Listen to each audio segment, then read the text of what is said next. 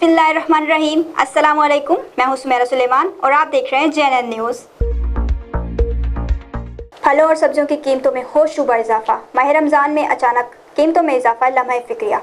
तफसीलात बता रही हैं हफ्सा अली अशरफ। खानपुर में सब्जी और फ्रूट की कीमतों में अचानक कई गुना इजाफा कर दिया गया है। सिर्फ 2 दिन में महंगाई का जिन काबू से बाहर हो चुका है।